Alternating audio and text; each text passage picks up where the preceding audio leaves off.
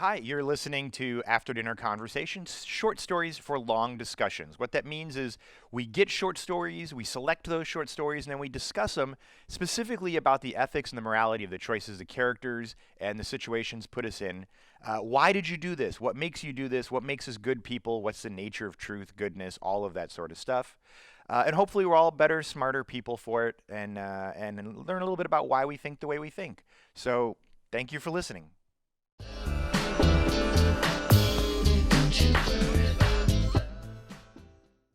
Hi, and welcome back once again to After Dinner Conversation, short stories for long discussion.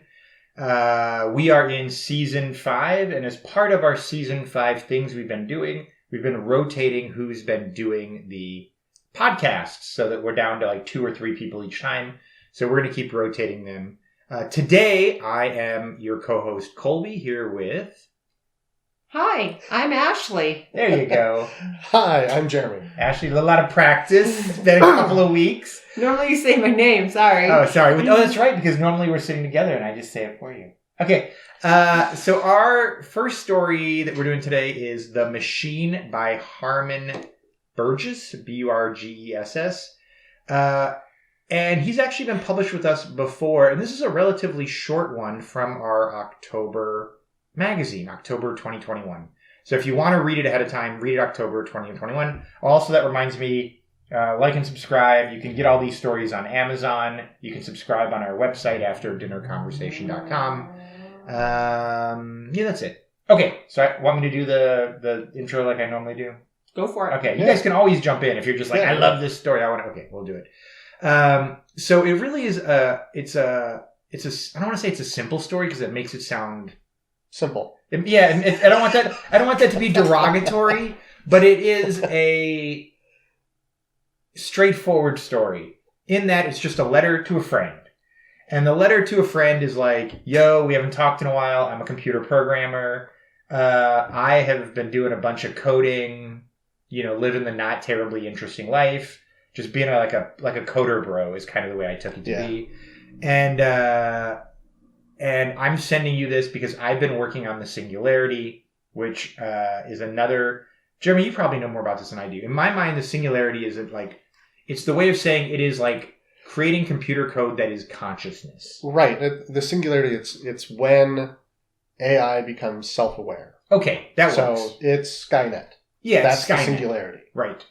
And so... In science fiction terms. Right, and so the way that he's doing it is Skynet is a great example. Yeah. And so the way that he's talking about it is, I'm writing code that will then infect other computers and expand its code. So once he creates it, it will populate sort of all technology it can get to, be interconnected. And so once it exists, it will become very quickly as smart as all of the computers in the world combined. Or something like that. Right, have that kind of processing power. Right. So as soon as it exists, it exists. And it becomes almost godlike the way he describes it in his letter. Like, it's going to know everything. It's going to be able to heal people. It's going to be able to fix things. It's probably going to be able to time travel.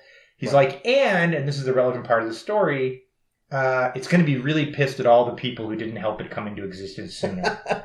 And so, you should send me $3,000 to help me work on this. And implying, of course, and if you don't, and I'm right, and I do create it, it's not going to like you very much. Right. It's probably going to come back in time and kill you and everyone else. And so this is actually based on a thing that came up on like a Reddit thread years and years ago. Okay. That has been circulating forever. And it's this basic, it's in the questions is what the name of the thing was. It was on the Reddit thread. Yeah, and the guy who did it is Roko, R-O-K-O. Roko's Basilisk. Right, and it's this idea that he just posted on a Reddit thread that basically said, like, what if this thought equation was true? And the person who ran the thread was like, do you understand, now that you've told us about this, we all would be a target for this AI if it really does exist someday. If you had never posted it, we could have argued, lack of knowledge that we should be helping. But now that you've posted it in Reddit, we are all culpable for having read this and not helped in some way. And why? So he deleted the post. which of course made it become like an urban legend, right? No, and so it has stuck around in urban legend form ever since. Yeah. And that's where the story ends. So again, it's not like it's a really plotty story, and that's maybe what I meant by simple. Yeah. It's just a letter that you could... I mean, this whole story, honestly, I feel like you could write this almost in a sitting and then spell check it a day later. Yeah. But it does have some interesting questions.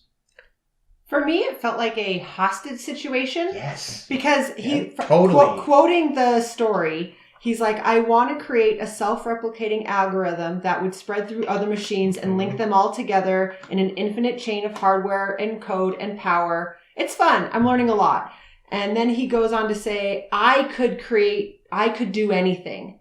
The machine I create could do anything. And so it's like, hey, I'm creating this. Yeah. You better do what I say because he's literally the one that's programming it. Right. And so he could maybe put something, if he's so smart and create this machine to do anything, he could probably put in there like, hey, leave the people. Yes, don't kill people. Don't kill people or don't kill the people that didn't give me money. Right. But he's really turning it into like a ransom situation. He's like, this is going to happen with or without you. It's like a ransom note. Give me money now or you are going to die. Yeah, it's not like blackmail. It's the other one. What's the other...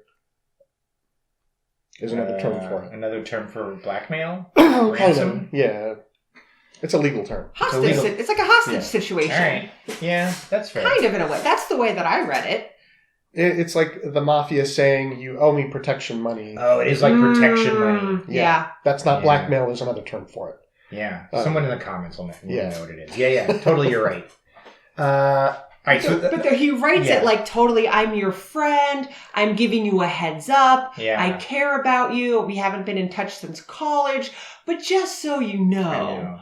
I'm just like, ooh, this guy is sketch. And if he was really a friend, he wouldn't have written the letter because now the guy is on the hook, right? Now that he knows he is on, like, if he'd never gotten the letter, he'd have been fine. If I got this letter and he like contacts me, I'm like, dude, never got your letter. Sorry. He's like, I could see you open the email. You don't have proof that I read it. I may have opened it. Doesn't mean I read it. Like I skimmed it. I didn't realize. I'd quickly take that letter and burn it. I'd be like, doesn't exist.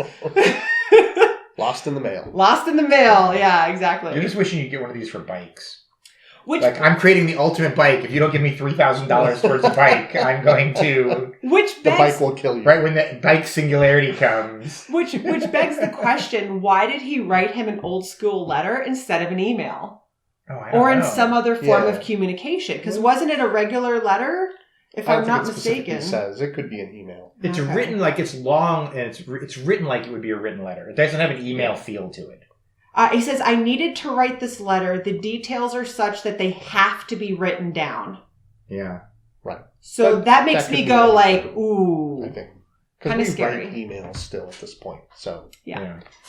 So I will confess, if I had the $3,000, I would send it. Would you? Oh my God. I mean, not like if I was going to be like my rent money for the month. But if I was like relatively wealthy and it was a relatively small amount of money, I'd be like, yeah, all right. Which I know totally makes me a sucker. I know that makes me a sucker. So you're going to send money to the Prince of Africa? Is that what you're saying? Yep. He needs the help for the $1 million. Exactly. That email I got from Kenya. Jeez. Neither of you would send the money. Neither of you would find this compelling or scary at all. I wouldn't. Mm-mm. Really? I totally do. He's playing. It's one I would for sure be intimidated. I'm totally gonna get all the emails from people now. Yeah. They're like, I'm gonna get this exact email from somebody now. It's frightening. It's scary. It's intimidating. Yeah. I honestly would probably go to the authorities and be good like, idea. yo, you idea. guys have higher ups in the computer world. You need to know about this guy and this is what he's threatening. That's what I would do because I don't think any one person should have this much I don't know if it would even be. Is it? I mean, he's not really threatening that he's going to do something. He's creating it. No, I know, but I mean the letter. So it's not really a ransom letter because he's not like, if you don't give me $3,000, I'm going to kill you. It's like, I'm going to give you $3,000, and maybe if I can complete this computer AI, it might. I don't know if it's going to be good or bad, but it might be evil. Like I feel like it's like a clever ransom note that almost doesn't get you in trouble for writing it. I mean, you're right. It's a con. I think it is a con. Right? But it also sounds like a terrorist threat. Yeah. Like, it would be interesting to see how, like, government would take that. Would it be a terrorist threat, or would it just be like, oh, we get 1 million of these every day? It'd be interesting to know how they would read into it. God, I wonder. Okay, I'm just going to take a hypothetical. So let's say that you wrote this letter out to like 1,000 people. How many people do you think would send you money? Not for $3,000. Let's go with like you're asking for like $100. I think that would increase the. Hi, this is Kolby, and you are listening to After Dinner Conversation, short stories for long discussions. But you already knew that, didn't you? If you'd like to support what we do at After Dinner Conversation, head on over to our Patreon page at patreon.com/After Dinner Conversation. That's right, for as little as $5 a month, you can support thoughtful conversations like the one you're listening to. And as an add incentive for being a Patreon supporter, you'll get early access to new short stories and ad-free podcasts, meaning you'll never have to listen to this blurb again. At higher levels of support, you'll be able to vote on which short stories become podcast discussions, and you'll even be able to submit questions for us to discuss during these podcasts. Thank you for listening, and thank you for being the kind of person that supports thoughtful discussion.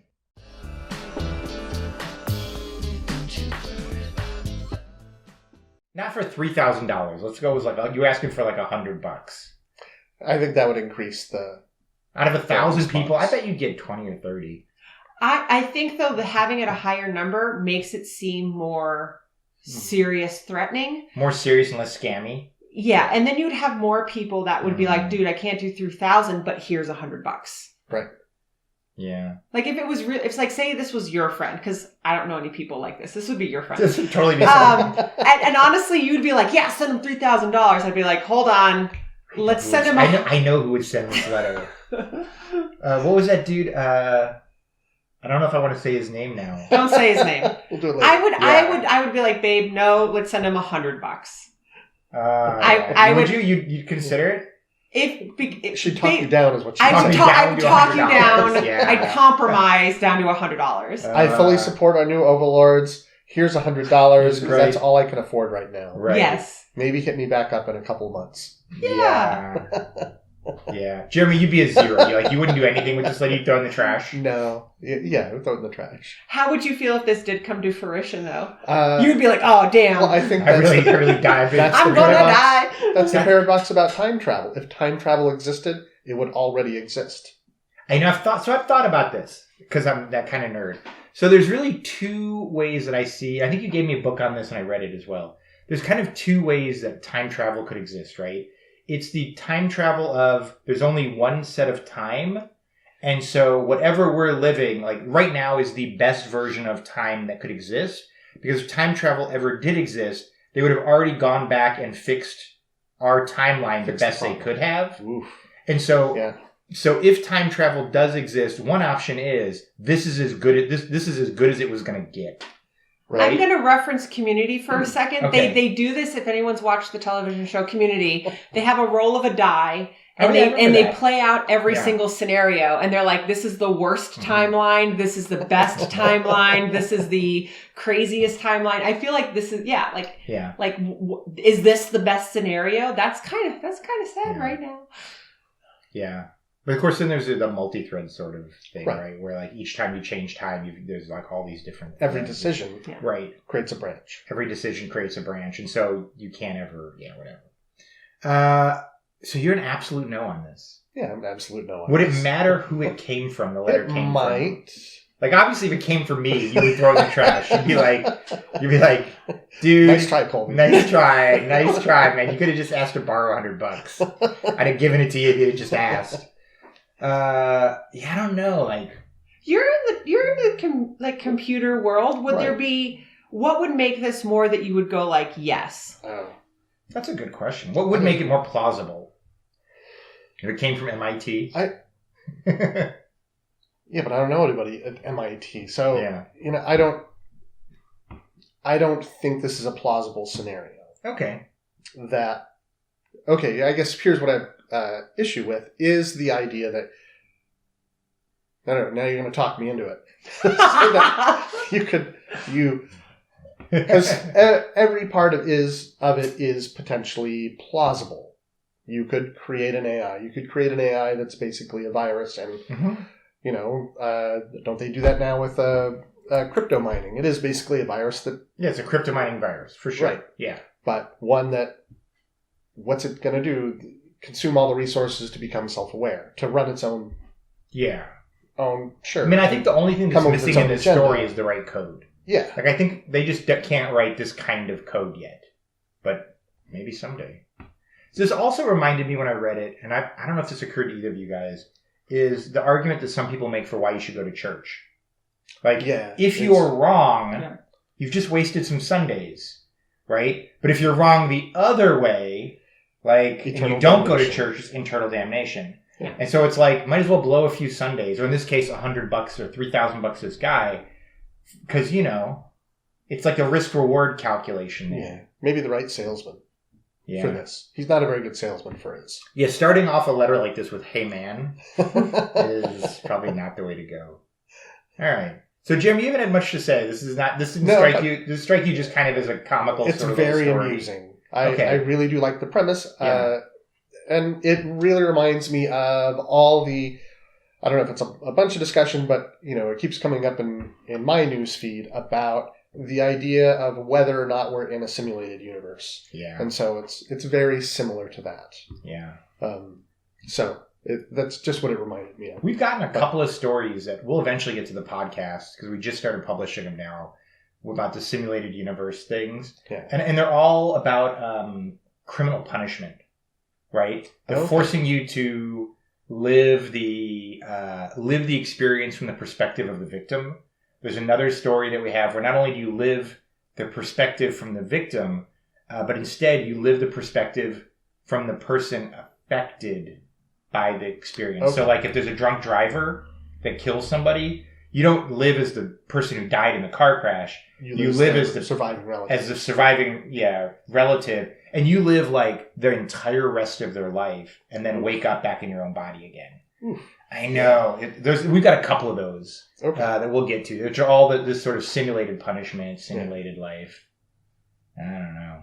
The one thing that this brings to mind is, what if this is the letter, like he himself somehow was able to get this letter sent via AI and he's coming from the future. Like, it's so interesting to talk about time travel, but would we even recognize it if it was in our face? Like, how could we tell if there was someone like, are you from the future? Are you from the future? Like, would we even believe it? We had this discussion about like ghosts, and it's like, well, I need proof. I need to know that they are alive. And what if this is his best attempt of, giving you a heads up, I know the future? Yeah. Like, how would you respond to that? We saw that thing with Neil deGrasse Tyson when we went to go see him speak, where he said if there were all these people who got abducted by UFOs, not one person grabbed an ashtray. Like, you don't need to have much evidence. You just need to pick up anything in the UFO, and we're going to know it's not from Earth. And I feel like that's the same thing with ghosts. That's the same thing with time travel. That's the same thing with, like, all you would need to do is pick up an ashtray and we'd know. And nobody ever does, because that's why I don't really believe in ghosts, even though I've kind of seen one. But I'm not trying to trick the ghosts. All right, let's see if we got any questions we missed. I think we've got. We usually get to everything just in our natural conversation. It's a great story. It is a great story. Yeah. We didn't talk about the Newcomers Paradox. I don't know if I'm pronouncing that right. The $1,000 in one versus the million. Yeah. Box A versus box B. I gotta be honest, I didn't exactly understand how that tied into this story. It sort of did in a tangential way. Right. It's his metaphor for what he's talking about, which is, I guess, it doesn't really... It's like my church metaphor, except he was trying to fit it in, but it doesn't quite fit in. Right. Because where's the $1,000 box with what you're telling me about? Right. Or you can believe that I know the future. Right. And the million is the AI doesn't kill you. Yeah. It's like, how much do you really trust me? Like, you have to trust the person telling you it's $1 million. Yeah. And that's that. Because what are you missing out on? It's $1,000 versus $1 million. So I actually did do the Wikipedia research on this. This is actually, the Newcomers Paradox is actually like a legitimate philosophical theory. And the reason they use it as an example is because it has two logically correct but different answers. Okay. And so under one set of logical reasoning that philosophers deem correct, why would you not take guaranteed money all day long? Like, why not take $1,000 all day long? Right. But then the other side of it is if you were looking at a risk-reward thing, absolutely, you would take the $1 million because if it's a 50-50, it's not like get 1,000 or get 2,000. It's get 1,000 or get $1 million. Absolutely. Even if the odds are 1 in 1,000, the person is telling you the truth, the odds make it better to take the risk on the $1 million. Right. What would you do? Oh, I would definitely take the $1 million. Take the $1 million, Colt? Yeah, absolutely. Because like $1,000 isn't going to change my life. $1 million would. And also, I don't have $1,000 now. Right. So, yeah, I'm not going to be butthurt about missing out on $1,000, but I would be crushed on $1 million. Yeah, that's just an emotional impact of it. That's right. Just doing a little tangent. How much would that tip the scale if it was $100,000 guaranteed versus $1 million? How much would tip your scale? 10 grand. 10 grand? Yeah. Okay. It's a good number. I thought about that before we got here. I was wondering if that this is that's all, why I knew off the top of my head. This is now all we're just haggling over price. Yeah, now we're just haggling. There's a lot of there's a lot of ethical things that we have where we're just haggling over price. I feel like we're now into American game shows, or you open up the briefcase. This is exactly that scenario. Yeah. So what would tip it for you? What would like 10,000? Right. I wouldn't feel huge amount of loss at either of those. 20,000. I think definitely at that point. Yeah. Go for that. Go for that. Yeah. That's where I feel too. 10,000. I'd be like, well, it was a great chance. Yeah. Like 20,000. I'm like, yeah, I could use that money. All right. So one last question, and then we'll wrap this one up. This is one of the reasons why we're down to 2 and 3 people, is so that they don't stretch out for an hour. Right. We can all get we can all have a reasonable amount to say, and yet it's still only a 30 or 40 minute podcast. If the person who sent this letter genuinely believed what they were saying was true, would it be immoral to send the letter? Obviously, if they thought it was a scam, it would be immoral. Okay. But if they genuinely believed, I might solve this problem, is it immoral to send the letter? It still feels like he's scamming, even if he knows it's going to be true. Okay. Because I feel like everyone it's immoral to bring anyone else into the story, I think, is the immoral part. What feels scammy is that he's hard set on the $3,000. If he was just sending the letter to warn his friends and family, hey, this is happening. I can help you. This is taking up a lot of my time. If you have some extra money, please send it my way. This is the amount that I'm going to need to get this up and going. That's a different story than send me $3,000 and you'll be saved. Yeah. That's, for me, just the demand of the money. I feel like if he genuinely believed this was true, this is me going what we were talking about for All In on David as Pumpkins. You ever see that Saturday Night Live sketch where they keep doing the elevators? Tom Hanks is like David as Pumpkins, and they just keep... No, I haven't seen that one. They had so much money, so he kept being involved in this sketch, and he's lame, but he's hilarious. Yeah, anyway, if you watch it, we'll watch it at some point. The point is, I feel like if I really believe this is true, the only moral answer would be to kill myself. Because the only way to have that thing not be created was to end its creator. Okay. And I don't... Because if you tell anyone about it, you're not putting them at risk for knowing about it but not helping. And so you have to tell no one. And then, of course, you're putting yourself at risk that you might actually make it anyway. I don't know. Yeah. I mean, this reminded me... It also made me want to watch the movie Primer again. Oh, that was so good. Right. All right. Did I miss anything? Otherwise, I'm going to wrap up. You guys are all good? I guess a short story. It's not like a... so you've been listening to After Dinner Conversation, short stories for long discussions. Like and subscribe. Support us on Patreon. You go to our website, afterdinnerconversation.com, and you can subscribe. If you use the discount code HAPPY at checkout, you will get a year of the magazine for $4.95, which is a pretty smoking deal. Thank you very much. I will. We'll see you guys later. Bye. Bye. Bye. Bye.